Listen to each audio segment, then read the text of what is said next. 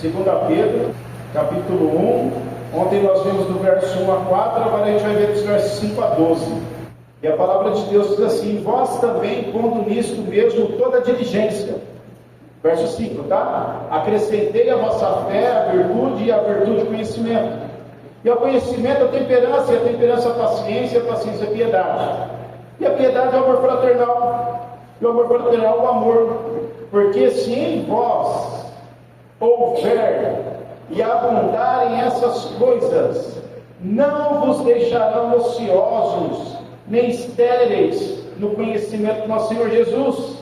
Verso 9: pois aquele em quem não há essas coisas, o texto diz é o que? Ele é cego, nada vendo ao longe, e havendo-se esquecido da purificação dos seus antigos pecados. Portanto, irmãos, procurai fazer cada vez mais firme a vossa vocação e eleição, porque fazendo isso, nunca, jamais tropeçareis. Olha a esperança que a gente encontra na palavra, de que a gente não precisa se distrair, que a gente não precisa cair no pecado da mornidão. O texto bíblico mostra isso para nós, o verso 11: porque assim vos será amplamente concedida a entrada no reino eterno de nosso Senhor e Salvador Jesus Cristo. Por isso não deixarei de exortar-vos sempre acerca dessas coisas, ainda que bem as saibais e estejais confirmados na presente verdade. Oremos. Pai, te damos graças a Deus pela sua palavra, ela que nos encoraja, ela que nos anima, Pai, a continuarmos, a prosseguirmos, a cumprir a nossa missão, ó Deus. Sabemos, ó Deus, que não é fácil a vida cristã. Sabemos, ó Deus, que nós somos tentados por todos os lados, desde até o nosso interior, ó Pai, ainda o nosso lado é carnal, o nosso coração enganoso. Exteriormente falando, ó Deus, nos dias que vivemos, com a tecnologia, com as redes sociais, com até mesmo o smartphone, ó Deus, que está aí na nossa mão, e num clique a gente pode cair no pecado contra o Senhor. Sabemos, ó Deus, que nós somos bombardeados por todos os lados com o ataque do inimigo, ó Deus, que quer nos destruir, que quer acabar com o nosso testemunho, para ofender a tua santidade, a tua obra, meu Pai. Mas obrigado pela tua palavra que nos dá o escape. Obrigado pela tua palavra que nos orienta, que nos exorta e encoraja a viver uma vida que adora o Senhor. Ela nos dá uma receita, ó Deus, ela nos mostra o caminho em que devemos seguir. Obrigado, Pai, pelo teu Santo Espírito que habita em nós e nos dá o discernimento. Obrigado pelo teu Santo Espírito que habita em nós e nos dá a força que precisamos para prosseguir. E obrigado, Pai, até mesmo porque quando nós caímos, ó Deus, quando nós falhamos, o teu Santo Espírito nos convence, e a tua verdade, a tua palavra nos lembra que no Senhor os nossos pecados já estão perdoados, e o sangue de Jesus tem poder de perdoar todo o pecado e nos purificar de toda injustiça. E a tua palavra nos anima e nos dá novamente um ânimo, ó Deus, para poder voltar a te servir. Louvamos ao Senhor, ó Deus, por essas programações, por esse acampamento e tudo que o Senhor já está fazendo em nossas vidas e a maneira que o Senhor tem falado em nossos corações. Eu louvo ao Senhor e peço que o teu Santo Espírito tenha a liberdade de comunicar em cada coração aqui nessa manhã. E eu oro em nome de Jesus. Amém. Então, amados, só lembrando um pouquinho que nós vimos ontem, mas nós vimos que a nossa vida espiritual, ela vem da justiça do próprio Deus através de Jesus Cristo e não por nós mesmos. Que nele, no Senhor, nós encontramos tudo para viver uma vida de piedade. Nós falamos sobre isso, tá bom? E que nas promessas do Senhor nós encontramos também força, ânimo. Ela nos encoraja a resistir ao pecado, entendendo que agora nós também temos a natureza divina habitando em nós. E pensando nessas coisas que Pedro já está tratando ali nos primeiros versos e que discorremos ontem, a partir desses próximos versos aqui que nós acabamos de ler, a gente é encorajado e exortado em relação à nossa participação nisso. Ontem nós vimos a fonte da nossa fé e aonde nós devemos buscar o encorajamento que precisamos, a pessoa que realmente nos salvou e nos transformou, e entender que no momento que a gente passa por essas lutas, tem alguém que a gente vai buscar ajuda, e essa pessoa é o Senhor Jesus Cristo. Mas nessa manhã, amados, eu quero falar um pouquinho do nosso papel. O que eu devo fazer? Ontem é o que o Senhor fez, e é o que Ele continua fazendo, e é o que Ele vai fazer. Mas eu, qual é o meu papel? Qual a minha participação em relação à vida cristã, a vida que tem que viver ainda nesse mundo? Amados, é interessante pensar um pouco sobre isso, e olhar um pouco para os dias atuais. O dia que nós estamos vivendo agora, né? E nós podemos entender que nós vivemos numa época chamada pela antropologia aí, né, de sociedade pós-moderna. Na verdade, já não é nem mais pós-moderna, é pós-pós-moderna. Alguns antropólogos, na verdade, já têm colocado outro nome, como sociedade líquida. É interessante pensar um pouco sobre isso, né? Por que a sociedade líquida? Porque o líquido, a água, vamos pensar na água aí, ela pega qualquer forma. Você pode pegar qualquer objeto, um copo quadrado, um redondo, seja lá o que for, qualquer formato onde você coloca a água, o que acontece com ela? Ela forma aquele objeto. E hoje a nossa sociedade é assim. Ela parece que perdeu os padrões que havia no passado, e isso de alguma maneira influencia a nossa vida também, o nosso dia a dia como igreja. Então nós temos aí algumas características, né, dessa sociedade aí pós-moderna, uma sociedade líquida, como é chamada, né? E uma delas, amados, algumas características que eu quero citar aqui, são características que de alguma maneira influenciam na nossa vida como cristãos, e a gente tem que estar atento a isso, para a gente não seguir essa onda que a sociedade ela vive. Uma delas é a imersão no individualismo. Você pode perceber hoje como que as pessoas são individualistas, se preocupam somente consigo mesmo. Quem é da minha geração, de pelo menos 40 anos para cima, vai lembrar quando a gente tinha aquele som Aiva, lembra? Que tinha lá, que rodava 5 CDs. Tem alguns aqui que nunca nem viu um CD, não é verdade? Só da época do disco ainda, LP, né? O pastor Ricardo vai lembrar, com certeza. A gente tinha um som daquele que era para todo mundo ouvir junto. Aí depois veio o Discman. Não, antes veio aquele que tocava fita, né? Não lembro como é que chama. Walkman. Depois veio o Discman, que era o CD. Aí veio o MP3, o MP4. Mas tudo isso mostrando o quê? Que cada vez a sociedade vai se tornando mais individualista. Antes a gente fazia coisa em conjunto, agora cada um quer o seu. Cada um quer o seu. Antes era um telefone para toda a residência, hoje cada um tem o seu. Então tudo isso vai mostrando a nossa sociedade, vai virando um individualista. Eu e você, de alguma maneira, nós somos assim. Agora, olhando como igreja, nós não devemos ser individualistas. Como igreja, nós somos um corpo e devemos viver em comunhão, né? Então, só para os irmãos atentarem um pouco para isso. A valorização do aqui e agora. As coisas têm que acontecer agora. É não clicar. Fast food, né? Eu quero comer agora, eu quero comer isso. Rapaz, em poucos segundos você resolve isso, minutos depois para chegar o negócio na tua casa. Mas onde fica, né, a esperança do porvir, que é o que o cristão vive hoje também? Ele não vive só agora, ele vive olhando para frente, para o futuro, nas promessas que Deus tem para nós, que muitas delas é para hoje sim, mas muitas delas é só lá para frente, né? É para daqui a alguns anos, é para o nosso futuro. Não existe mais verdade absoluta. Olha só que ponto chegamos. Hoje cada um tem a sua verdade. E se você ensina uma verdade absoluta, você está indo contra as leis. Olha só, você pode ser até processado por isso. Então olha que ponto chegamos, né? Tem a banalização dos valores, então. Hoje não existe mais valor. Valor moral, ética. O que é isso? Na sociedade onde nós vivemos, eu anotei algo aqui que é novo para mim. Eu ouvi recentemente, minha filha estava me ensinando sobre isso, que é algo que eu acho que eles viram na escola, né? E zoantropia, vocês já ouviram falar sobre isso? Vocês já ouviram outra palavra assim, deixa eu ver se eu consigo, transespécie? Vocês já ouviram falar sobre Therian? Talvez esse nome é mais comum, não é? Olha a sociedade de hoje, cadê o valor moral nisso? O ser humano, ele tem o direito de falar, eu sou um cachorro e eu posso viver como um cachorro. A gente vê isso. É novidade que eu estou dizendo aqui, para mim foi até algumas semanas atrás, né? Mas vocês aí que são mais ligados em redes sociais, essas coisas, vocês já veem pessoas que falam, eu quero ser um cachorro, aí acham um babaca que anda junto com ele, coloca uma coleira nele e ele anda pela rua de 4 como um cachorro. E isso daí ele tem direito a isso. Então olha a sociedade que nós vivemos, irmãos. Isso daí de alguma maneira pode contribuir para a minha vida em relação à igreja, à obra de Deus e tudo mais. Então nós temos que estar atentos a essas coisas. E na palavra de Deus nós temos que encontrar os recursos que nos ajudam a fugir, a afastar de tudo isso. Agora você quer ver uma coisa que já não é tão nova, mas já está inserido na nossa sociedade e no meio cristão, e muitas vezes a gente nem percebe, o dualismo religioso. Já ouviu falar sobre isso? É que parece que o certo e errado, ele só é certo e errado dependendo do ambiente que você vive.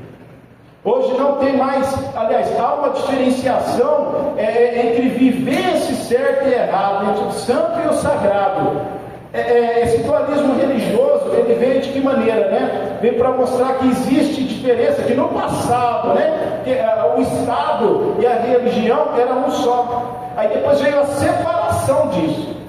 Aí o que aconteceu? Hoje é uma separação tão grande que até os crentes muitas vezes têm vivido assim. Eu na igreja eu sou uma coisa, fora da igreja eu sou outra.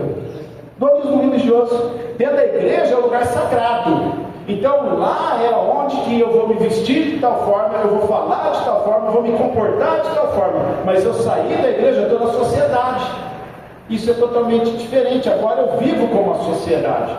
Isso era muito comum no meio católico.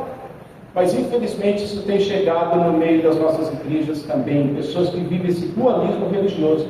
Na igreja eu sou cristão, lá eu adoro a Deus. Eu saí da igreja, eu passo a semana inteira a viver uma vida na sociedade normal, fazendo como aquela sociedade, o meu palavreado muda, a maneira que eu falo muda, o meu comportamento muda, porque eu tenho que viver essa vida somente dentro da igreja e não fora da igreja. Amados, isso é tão real. Certa vez eu estava numa igreja e eu usei o banheiro, pouco antes do culto. Aí fechei a porta, estava usando o banheiro, e entrou alguns jovens conversando. E o palavreado, a maneira de falar, você fala, poxa, que pena, né? Estou falando assim. Aí quando eu saí do banheiro, a pessoa assustou, acho que não esperava que eu estaria, né? O pastor, a mulher, né? Grande coisa, né? Mas alguns acham que é. Aí ele saiu do banheiro ali na rua, pastor, tudo bem, não sei o quê. Até o palavreado, a maneira de falar mudou. Eu fico pensando, por que isso? Na verdade, que eu sou na igreja, que eu sou na frente do pastor, que eu sou na frente dos meus irmãos, eu tenho que ser na sociedade. Não podemos ser diferentes, sabe por quê? Ser cristão é uma identidade. É quem você é de verdade. E isso não importa onde você vive, aonde você anda, com quem você se relaciona. Você precisa ser cristão. Então, amados, nós precisamos entender um pouco o que Pedro está falando aqui, porque eu posso até pensar, não, tudo é Cristo, tudo é através de Cristo, Ele é a fonte, é Ele que me ajuda, mas espera aí, qual é o meu papel? O que Deus espera de mim é verdade, Cristo é tudo para nós, é o Espírito dele que habita em nós, que nos ajuda, até mesmo se arrepender dos nossos pecados. Essa questão de ser salvo e vai ser salvo eternamente, isso é uma realidade, mas eu tenho que lembrar que eu também tenho um papel em tudo isso.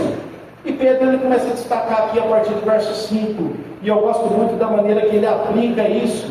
Então nós precisamos ter a prática cristã, amados, que serão para nós como alicerce para viver essa vida e não cair no risco de tropeçar ou até mesmo se distrair, né, e deixar de amar o Senhor, a sua obra e as pessoas e assim por diante, que é o tema desse acampamento. Então nós veremos nessa manhã alguns alicerces de prática cristã que nós precisamos buscar. Que sou eu e você que temos que se aplicar nisso, para que nós possamos crescer no conhecimento da graça do Senhor, para que possamos viver essa vida que o adore e testifique a Ele. E o primeiro alicerce, amados, que eu quero falar nessa manhã é o alicerce. Serão só dois, tá? É o alicerce, não, é o empenho. O empenho. O verso 5 ele diz assim: e vós também, pondo nisso mesmo toda a diligência, acrescentai a vossa fé a virtude, e a virtude de conhecimento, né? Depois do verso 6, 7 a gente lê mais para frente. Mas ele diz, vós também, pondo nisso mesmo toda a diligência. É interessante pensar um pouco o que significa essa palavra diligência, né? Diligência é ser aplicado, diligência é ser dedicado, diligência é ser zeloso. Ele está falando que nós devemos nos empenhar, nos dedicar, ser aplicado, ser zeloso em relação às promessas lá no capítulo 4. Que inclusive, né, eu posso até ler de novo, que foi o que nós escutamos ontem, né, que diz assim, pelas quais Ele nos tem dado grandíssimas e preciosas promessas, para que por elas fiquem participantes da natureza divina, havendo escapado da corrupção pela concupiscência no mundo. Então ele está falando que nós temos que nos empenhar, ser diligentes, a se apropriar dessas promessas, dessa natureza divina que está em nós agora como cristãos. Se você é salvo em Cristo Jesus, o Espírito Santo habita em você, então você tem a natureza divina agora em você. E você tem que se aplicar a viver essa realidade diariamente, independente de onde você está. Então é isso que Pedro está começando a trabalhar aqui. É colocar a nossa diligência nas coisas espirituais que nós encontramos em Cristo Jesus. É ser aplicado na vida espiritual, é ser dedicado a isso. Para crescermos em Cristo, amado, para sermos maduros espiritualmente falando, para não cair nas distrações desse mundo, a gente precisa ser aplicado ao crescimento espiritual. Basta uma distraída, que nós vamos ver quanto que nós somos fracos, amados. E por isso que nós precisamos realmente nos alimentar, nos dedicar, ser empenhados realmente a crescer espiritualmente. E interessante que a Bíblia nos mostra diversas pessoas que caíram no erro por ter distraído, por faltar uma aplicação, por faltar um empenho em áreas que eles já sabiam que deveriam se empenhar. Um exemplo que eu quero citar é o próprio rei Davi. O rei Davi, um homem segundo o coração de Deus. É maravilhoso ver a vida do rei Davi, ele é um testemunho para nós e para o mundo, na verdade. Mas só que a Bíblia também mostra os seus pecados, e não em vão, né? É para mostrar para nós, para a gente tomar os cuidados que talvez faltou de Davi, para que a gente não caia no mesmo erro. É para mostrar que a consequência do pecado é horrível. Então é lógico, eu não quero aqui falar mal do rei Davi, mas eu quero tirar aí uma aplicação de um erro do rei Davi, para que a gente possa analisar e refletir, para que a gente não caia no mesmo erro. Mas houve um momento na vida dele que realmente faltou esse empenho. A Bíblia fala que teve uma época que o rei Davi deveria ter saído para a guerra com o seu exército. Faltou empenho nisso. Ele sabia o seu papel como rei, ele sabia onde ele deveria estar e não estava, não foi. E o que aconteceu com ele? É lógico que eu estou dando um resumo aqui, que eu acredito que todos conhecem a história. Não foi para a guerra e saiu para a janela. Quando ele olha na janela, o que ele enxerga? Está ali aquela mulher se banhando, tomando banho, está de seda. E a gente sabe o que acontece depois. Faltou empenho em fazer aquilo que ele deveria ter feito e não fez.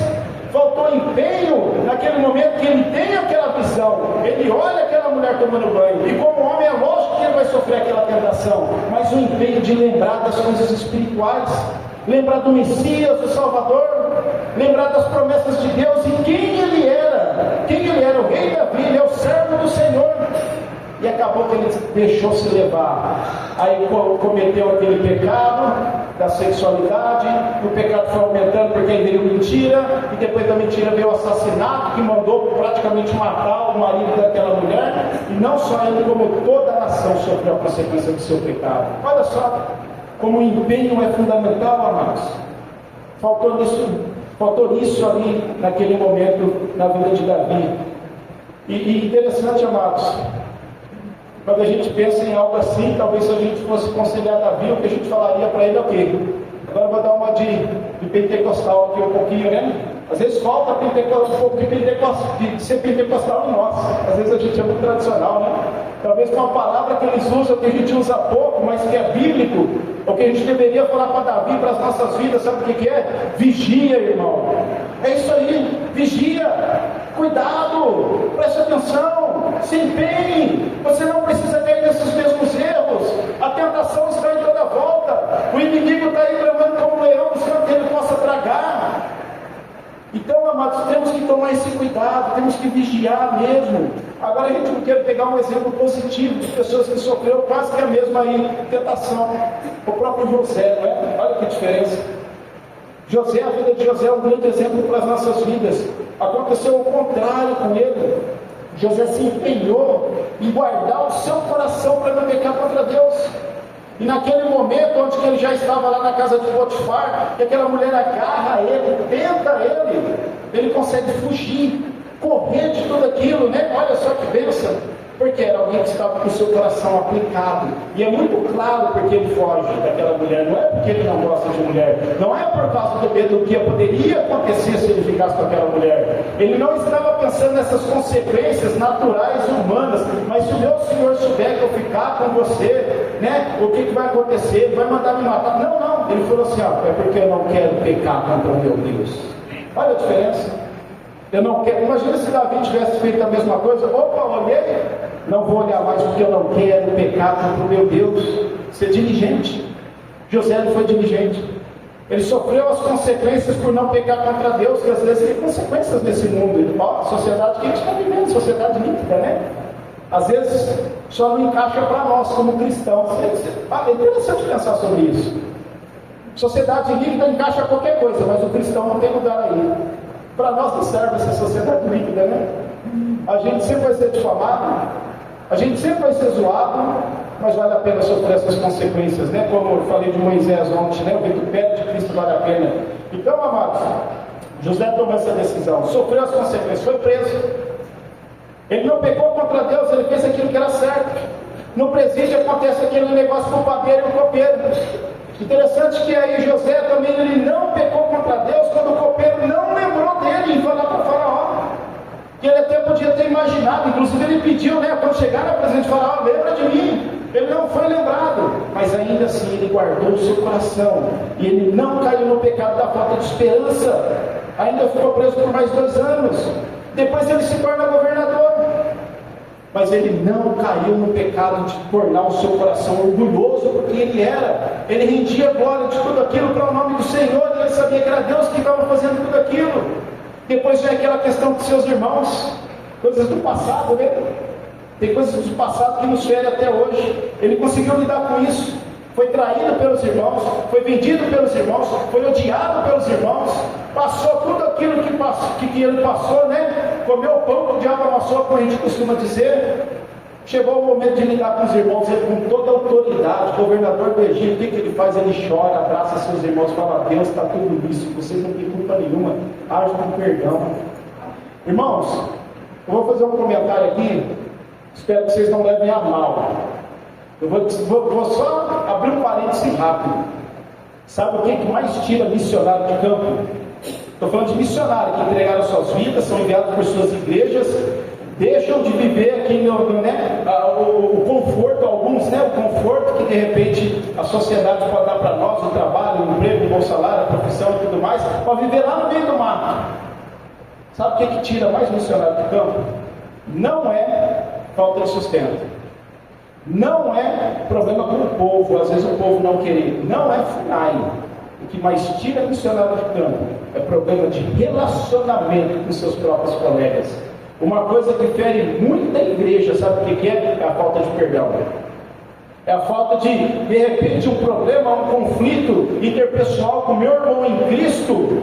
Em vez de gerar um aprendizado e aprender a questão da graça, aprender a questão do perdão, a gente vai levando isso para o coração, isso vira uma amargura. Eu prefiro sair da igreja do que tratar com o meu irmão.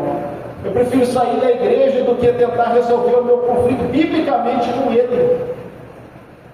José aqui, né, diante de seus irmãos de sangue, depois de tudo aquilo que ele passou, ele foi com o coração puro, ele não pecou contra Deus. Por quê? Porque ele se empenhou realmente em trabalhar o seu coração para servir a Deus até o final, ser um testemunho.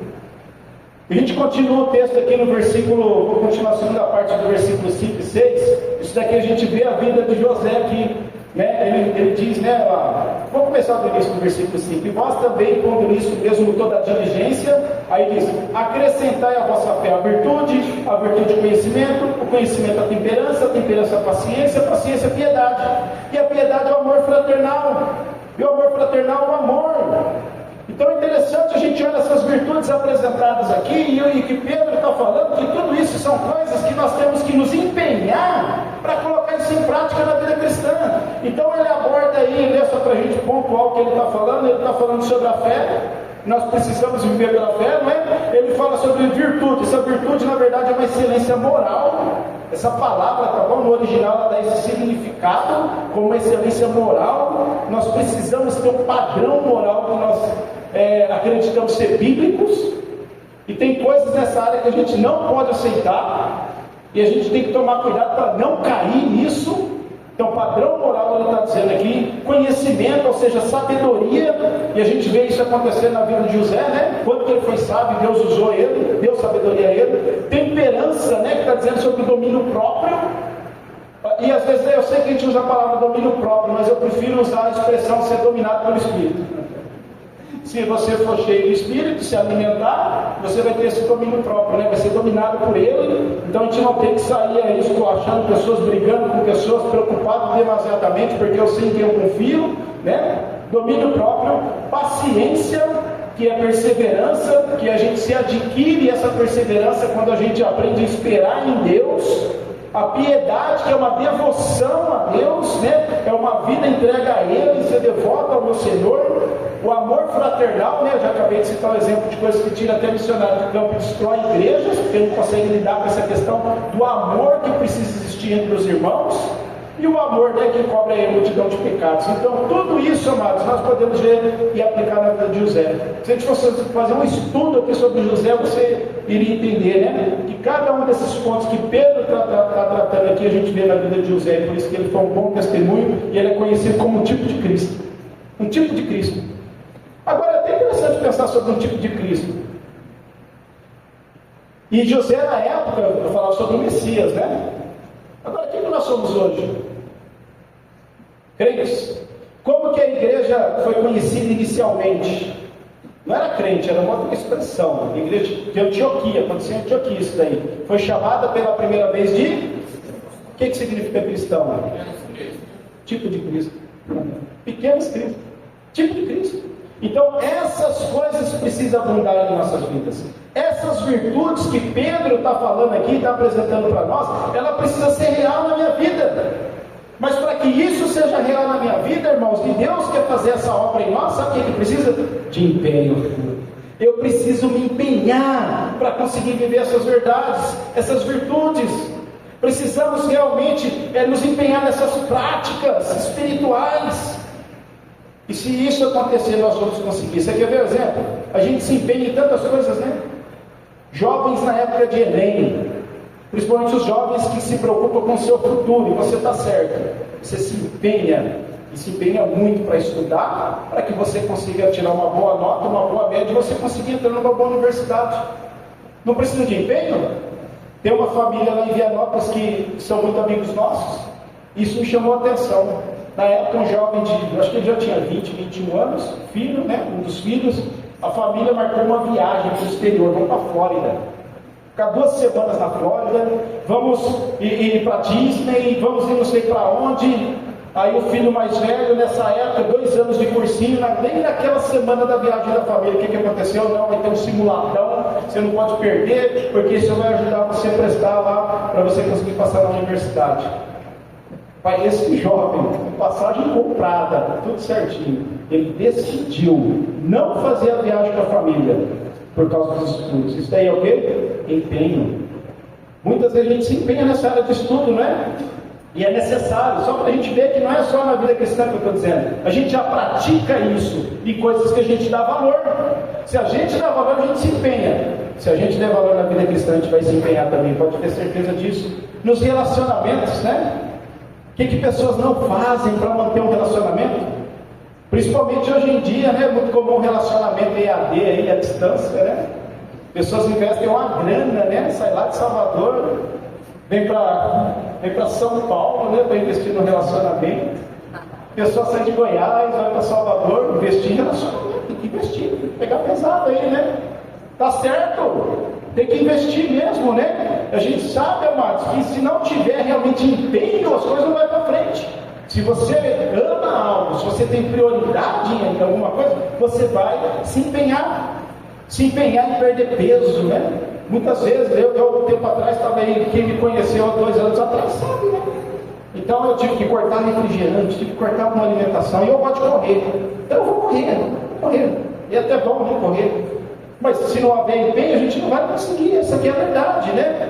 E tantas outras coisas, amados, que realmente a gente empenha. Mas se a gente tem prioridade, se a gente quer alcançar um objetivo, a verdade é que se não houver empenho, você nunca vai alcançar isso. Nunca vai. Então o empenho aqui é fundamental, amados, para viver essas virtudes, para sermos cristãos. O Senhor realmente Ele nos sustenta. Nós encontramos nele tudo para viver uma vida que agrada ao Senhor. Mas nós precisamos nos empenhar e buscá-lo de todo o coração, para que a gente seja essas pessoas, jovens, homens, mulheres, servos, crentes, que amam ao Senhor e que é adorado com a nossa vida. Se haver um empenho, amados, é interessante que a gente encontre o resultado. E o próprio apóstolo Pedro, ele fala isso para nós, ao verso 8, que ele diz, porque se em vós abundarem essas coisas, que coisa, essa lista de virtudes aí atrás. Se abundar essas coisas em vocês, né, não vos deixarão ociosos, nem estéreis ou infrutíferos, né, no conhecimento do nosso Senhor Jesus. E o verso 9, pois aquele em quem não há, ou seja, não vê essas virtudes, é até um crente, mas não se empenha, não vê essas virtudes, olha só o que a Bíblia diz, né? Se não há essas coisas, ele é cego, nada vendo de longe, havendo esquecido da purificação dos seus antigos pecados. Ou seja, sabe aquilo que Deus já salvou, né? Aquilo que Deus já perdoou, aquilo que Deus já purificou através do sangue de Jesus. Lá em 1 João capítulo 2 nos mostra sobre isso, né? Ou 1:9, não lembro, estou perdido, né? Então, sabe essas coisas que a Bíblia nos ensina, né? Se a gente realmente não se empenha em viver essa prática cristã, é como se tudo aquilo que Deus já fez por nós é como se fosse em vão. Aí é pecado, isso é pecado. Aí eu erro, peço perdão e amanhã eu erro de novo. Aí eu caio num pecado, sei lá, de sexualidade, imoralidade, qualquer tipo de pecado, né? Seja a questão do meu domínio próprio, seja qual for o pecado, amanhã eu caio de novo, e eu caio de novo, e às vezes eu não entendo por que eu erro tanto. Por que eu tenho tanta luta, né, contra a pornografia, que hoje é um negócio que está tão fácil, não clique no celular? Eu me arrependo, eu peço perdão a Deus, mas aí amanhã eu caio de novo e a pessoa não entende. Por quê? Por quê? Por que eu estou sempre caindo nos mesmos erros? Porque parece que eu esqueci que eu já fui purificado desses pecados, eu não preciso mais viver sendo dominado, sendo escravo desses pecados. É porque falta empenho em nossa vida de viver essas virtudes que Ele nos oferece aqui. Então o empenho é fundamental. Ele vai ajudar, amados, para que nós não caímos na distração e vamos deixar de amar todas aquelas coisas de Deus. Então, em primeiro lugar, o primeiro alicerce de prática da vida cristã que nós precisamos buscar para não se distrair, ele é o empenho. Em segundo lugar, eu falei que ia ser só 2 pontos, né? É o esforço. O verso 10, ele diz assim, porém, irmãos, procurai fazer cada vez mais firme a vossa vocação e eleição, porque fazendo isso, nunca, jamais tropeçareis. Interessante a expressão que ele usa, né? O esforço, amado, é a intensificação das forças físicas. E o esforço é a intensificação das forças físicas, intelectuais ou morais para a realização de algum projeto ou tarefa. Enquanto o empenho diz respeito ao zelo, à diligência, o esforço ele diz respeito a vestir a camisa. E não só vestir a camisa, mas suar a camisa também. Então não basta eu dizer, eu vesti aquela camisa, eu sou um cristão, eu amo Jesus. Não basta usar uma camisa aí que fala, eu conheço Jesus e você. Mas a gente tem que suar essa camisa realmente, através do esforço. E não apenas uma camisa que fala, mas é uma vida que fala aquilo. O esforço ele é essencial. Um exemplo claro para nós é a própria academia, né? Cadê o Fê? O Fê está aí? Está em algum lugar, né? Está lá no fundão. Tem como, Fê, alcançar um alvo objetivo sem se esforçar, sem fazer força? Não tem como, eu achava que podia, viu? Por isso que eu sou assim, né? Por isso que eu não sou igual o Fê, falta esforço, né? Sem esforço a gente não vai chegar lá. Essa aqui é a verdade. E tem que ser um esforço também no lugar certo. Porque um esforço sem um objetivo claro, real, é um esforço em vão. Eu gosto de correr, já falei isso umas 10 vezes, né? Certa vez, eu estava mais viciado que hoje com esse negócio de corrida. E eu corria 10 km quase todos os dias. E às vezes de manhã e à noite. Às vezes eu corria de manhã, chegava no final do dia, eu tenho que fazer, eu vou correr. Aí parecia Forrest Gump, pneus antigos vai saber o que eu estou dizendo. Aí corria. O que aconteceu? Sem preparo físico, o joelhão, 4 meses sem correr. Fui para academia, tem um irmão da igreja lá em Vianópolis que tem uma academia e agora ele montou do outro lado da rua. Só que eu não sou apaixonado por academia, eu sou apaixonado por correr, fazer força comigo, né?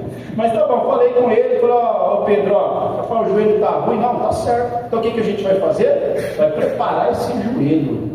A gente vai fazer aí, né, sessões e tudo mais, todo o seu exercício, né? Você vai trabalhar o resto do corpo, mas a gente vai aplicar agora em fortalecer o seu joelho, para que você possa voltar a correr. Aí foi alguns meses dedicado a isso, né? Fortalecimento de joelho, fortalecimento de joelho. Se eu tivesse ido para a academia sem se preocupar em fortalecer o joelho e treinasse só o membro superior, o que ia acontecer? Eu ia ficar bonitão como alguns de vocês aí, fortão, com as canelas fininhas e não ia poder correr. Por quê? Porque o esforço estava sendo aplicado no lugar errado. O meu alvo, o meu objetivo era o joelho, não eram os membros superiores, era poder tratar um problema no joelho. E amados, na vida cristã às vezes a gente faz isso, a gente se esforça em tantas outras coisas que às vezes vira até um ativismo religioso, tá? Mas a gente não se empenha na vida cristã. É muito fácil isso acontecer para a gente que está no ministério, para a gente que tem cargo. Ah, não, eu tenho cargo na igreja de ser professor de escola bíblica dominical, e às vezes se alimenta só na revistinha para ensinar os jovens. Às vezes a preocupação dele, o cuidado até nós como pastores missionários, em se dedicar, eu vou falar mais para mim, né? Missionário transcultural, eu preciso aprender língua, eu preciso aprender cultura, eu preciso me relacionar com esse povo, eu preciso sobreviver entre eles, e eu aplico a minha vida a essas coisas, coloco o meu esforço para viver isso, mas eu acabo deixando que é essencial, eu realmente colocar meu esforço em praticar essas virtudes, e uma vida que adora a Deus, que vai me ajudar a crescer no Senhor. Aí eu aprendo língua e cultura e depois saio do trabalho porque faltou vida espiritual. Aí vou ensinar, não dá certo porque faltou vida espiritual. Amados, a gente tem que se preocupar sim com as coisas que Deus coloca em nossas mãos. E fazer com zelo, com empenho, com excelência. Para o Senhor a gente sempre tem que fazer com excelência. Mas para fazer com excelência você tem que cuidar de ti mesmo. Do seu coração, da sua vida espiritual, do seu alimento diário, para que você possa ser realmente esse instrumento, aliás, esse instrumento nas mãos poderosas de Deus, né? Que o poder está dele, não em nós, né? Então, amados, o esforço, ele é essencial. Esse esforço requer de nós, amados, é saber viver uma vida com identidade de quem nós somos. Quem você é? Cristão? Pequeno Cristo? Um tipo de Cristo? Não basta, amados, ir na igreja. Não basta se vestir como um crente. Você tem que ser um crente. Você tem que viver como um crente. E essa transformação, já falei um pouco sobre isso, ela vai começar de dentro, né? Não é de fora. Estou falando sobre dualismo religioso no início, é exatamente isso que às vezes tem acontecido no nosso meio. Sem o esforço, vai continuar sendo do mesmo jeito. E não pode ser assim. Não precisamos viver essa vida de hipocrisia. Nós precisamos saber, ter e viver a nossa identidade como cristão. Essa questão de identidade, amados, isso daí é algo forte que a gente precisa pensar sobre isso. Quando eu trabalhava entre os Kaxinawás, algo que me chamou a atenção naquela etnia era como que eles entendiam a sua identidade. Eles eram divididos em dois clãs, Inubacan e Nuabacã. É filhote de onça pintada e filhote de onça vermelha. Tudo que era na área da sociedade, da maneira que eles se comportam, até com que eles se casam. Tudo é baseado na identidade deles, de qual clã ele pertence. Então, quando tinha alguma reunião, o que acontecia? Os do Abacan, né? E os Inubacan, cada um ia ali caracterizado com o seu clã. Então, uma pintura que identificava quem ele era, um maiti, que é o cocá, que identificava quem ele era, alguns adornos, né? Correntes, pulseiras, que identificava quem ele era. Aí um dia eu perguntei para um amigo meu, mas por que você vem assim? Toda reunião você vem desse jeito. E por que fulano, que é do outro clã, vem daquele jeito? Aí foi a palavra que ele usou para mim. André, essa é a minha identidade. Qualquer um da minha cultura, da minha sociedade que me vê, ele sabe quem eu sou. O Maiti representa quem eu sou na sociedade, na comunidade onde eu vivo. Essa pintura mostra quem é o meu clã. Então qualquer pessoa que vem de qualquer outra aldeia, é a maior etnia do estado do Acre, eles estão distribuindo em mais de 5 rios no estado do Acre, pode vir de qualquer lugar. Quando ele entrar aqui na minha aldeia e ele me ver, ele vai saber o que eu sou na comunidade, ele vai saber qual clã eu pertenço e a minha família, e tem um nome que ele vai me chamar em relação a isso, na cultura também. Então, amados, essa é a nossa identidade cristã. Tem que ser do mesmo jeito. Que quando alguém olhar para nós, ela não precisa ouvir as palavras que saem da nossa boca para saber que eu sou um cristão. Ou melhor, precisa, né? Porque se sair palavras torpes, eles vão ficar em dúvida, né? Mas a nossa vida, eu não preciso chegar para alguém e falar: você sabia que eu sou um crente? Então não precisa fazer isso. Você sabia que eu sou um crente? Não, se a pessoa nos conhecer um pouquinho mais e ver a nossa vida, nosso linguajar, a maneira que nós tratamos as pessoas em nossa volta, como o menino falou, né? Em vez de eu rir lá, pegar a mão, ajudando a levantar, isso daí já mostra a minha identidade, que eu sou um cristão. Mas, amados, para isso o quê? É esforço. Sem esforço não dá. Agora eu pergunto para você e eu queria ouvir uma resposta. Nossa, já passou muito tempo. Quem você é? Não, eu quero ouvir a resposta. Quem você é? O que é um crente? Eu vou ganhar, eu vou falar para você quem você é. Talvez se você não sabe, você vai se identificar agora, tá? Você é quem? Você é salvo. Você é filho de Deus. Você é amigo e amigo de Deus, porque o véu se rasgou e através de Cristo Jesus, hoje nós temos esse relacionamento com o Pai. Nós somos amigos de Deus, olha só. Você é igreja, nos dois sentidos. Chamados para fora e igreja também, porque faz parte do mesmo corpo. Tudo isso nós somos, amados. Você é testemunha. Essa palavra me chama a atenção. Cadê os dons de Bíblia? Atos 1:8. Alguém cita aí rapidão.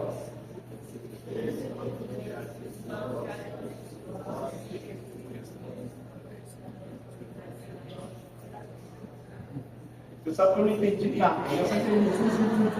Tá bom, mas você está certo. Mas o texto fala lá, o que nós seremos de Cristo? Servireis minhas testemunhas. Vocês já pararam para pensar o que significa isso? Porque os apóstolos entenderam o significado dessa palavra. Eu vou falar para você, mas depois você estuda. A palavra testemunha no grego, ela vem da palavra marturel. Marturel significa ser testemunho de algo que você viu ou ouviu. Essa testemunha que a gente conhece mesmo. Eu posso testificar de Cristo porque eu ouvi Ele pela palavra, Ele salvou minha vida, eu tenho um testemunho para falar. Mas ela tem uma raiz também que chama martíria. Sabe o que é martíria? É mártir. O que é um mártir? É alguém que está disposto de viver e até morrer por algo que ele acredita e confia. Amados, essa identidade era a identidade da igreja primitiva. Quando a gente ouve as histórias, inclusive algumas que a gente relata na Bíblia, como o próprio Estevão, se você for lá em Apocalipse capítulo 2, você vai ver sobre Antipas, fiel testemunha que morreu entre o povo lá.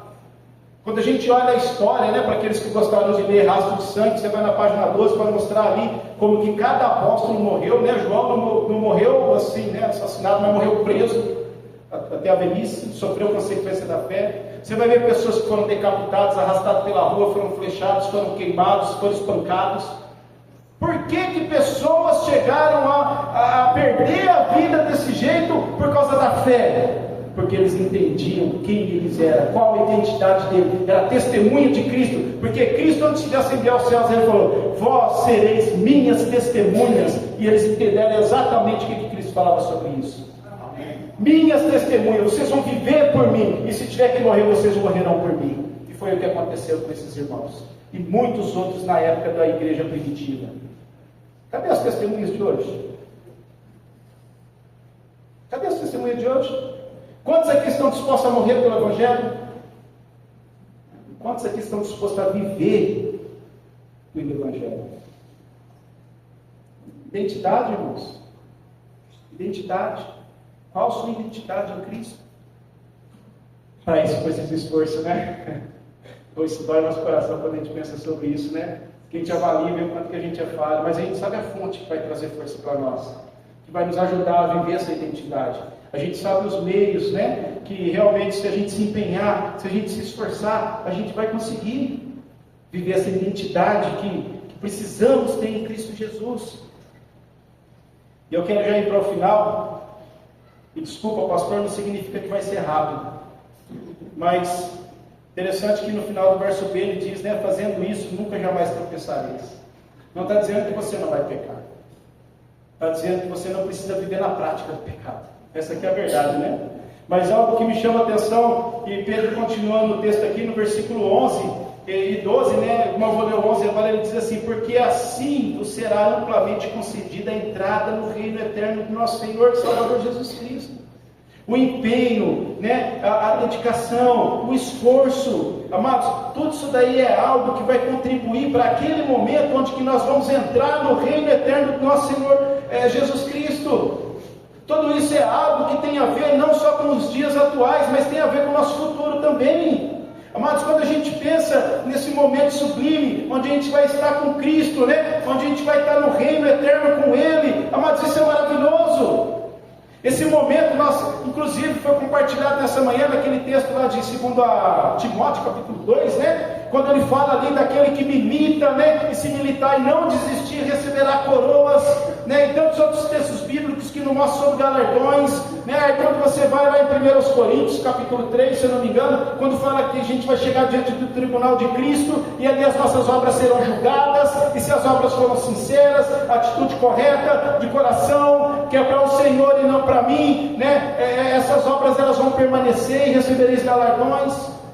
A gente está vendo, amados, aqui Pedro falando que vai ter um momento que a gente vai estar na presença dele, no reino dele, e aquilo que a gente faz, amado, com a nossa vida aqui, vai contribuir para a nossa entrada lá. Não contribuir a ponto assim como eu estou pagando a passagem com isso, agora eu entro. Não.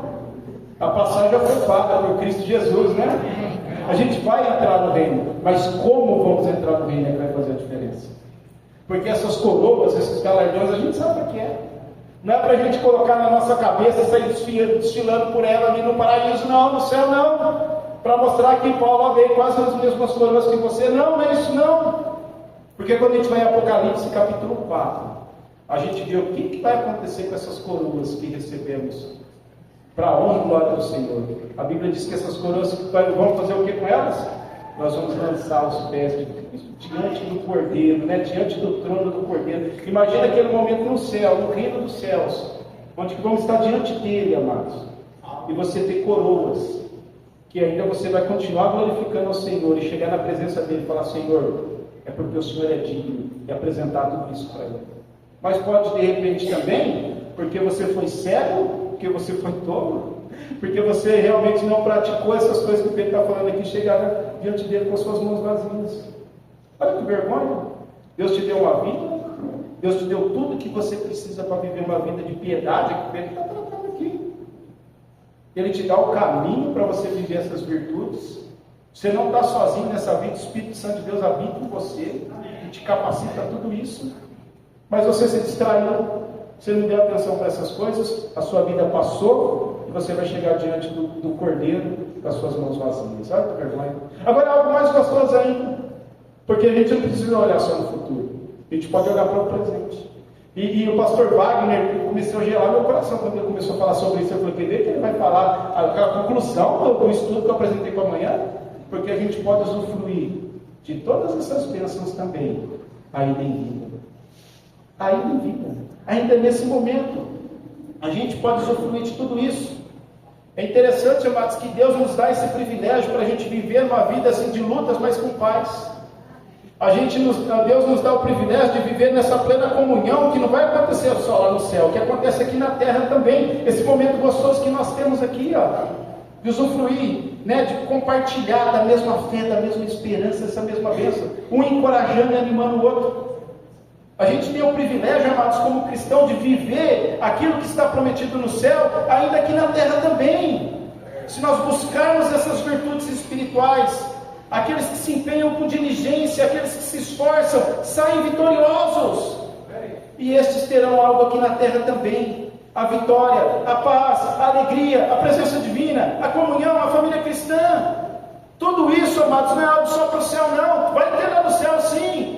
Mas nós podemos ter isso aqui na terra também. E a música que o pastor Wagner citou ontem, eu quero ler ela. Aí eu concluo, tá, pastor Alexandre? Aí eu concluo. Não é só o pastor Alexandre, eu acho que todo mundo está com fome aí. Depois eu vou pedir perdão de novo.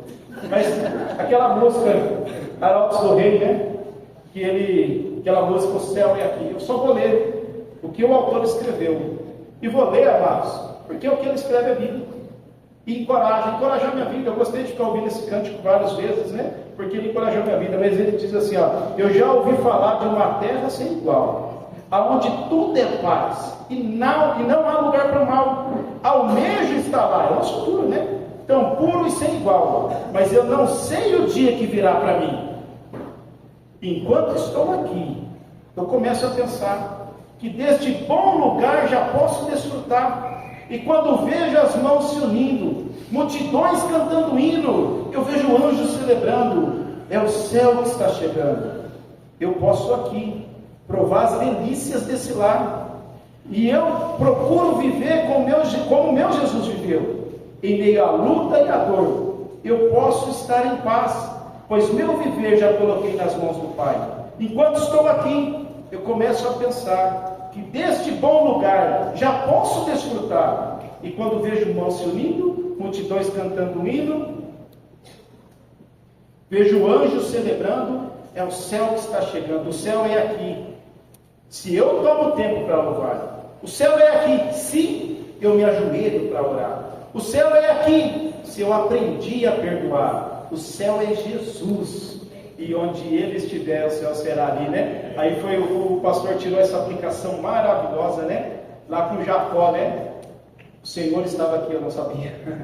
O Senhor estava aqui, eu não sabia. Aí ele continua: pois não existe céu sem Jesus, pois não existe paz sem Jesus. Sem Ele, a riqueza do universo é sem valor. Para que mar de cristal sem Jesus? E flores que não murcham sem Jesus? Para que viver para sempre sem ter a companhia de Jesus? Aí eu volto a afirmar: o céu é aqui, se é aqui Jesus está. O céu é aqui, se eu tomo tempo para louvar. O céu é aqui, se eu me ajoelho para orar. O céu é aqui, se eu aprendi a perdoar. O céu é Jesus, e onde Ele estiver, o céu será ali. Amados, olha só. Olha as bênçãos que Deus está oferecendo para nós, as promessas que temos nele. Mas a gente sabe, amados, que a gente pode usufruir tudo isso daí lá no céu, por causa de Cristo. Mas também a gente sabe que pode usufruir tudo isso aqui na terra, mas aí é por causa de nós. Por causa de decisões que tomamos. Se nos empenharmos, se realmente nos dedicarmos, se nós nos esforçarmos para viver essa vida. Não é a força nossa, não. A força que a gente encontra no Senhor, porque Ele já falou que Ele vai dar para nós tudo que a gente precisa para viver essa vida de piedade. A gente vai poder usufruir tudo isso aqui. A gente não precisa viver caindo nas nossas distrações. A gente não precisa viver caindo nos mesmos pecados. Basta a gente buscar o Senhor de todo o coração, que a gente vai encontrar tudo aquilo que a gente precisa. Que Deus abençoe as nossas vidas. Pastor, pode chegar.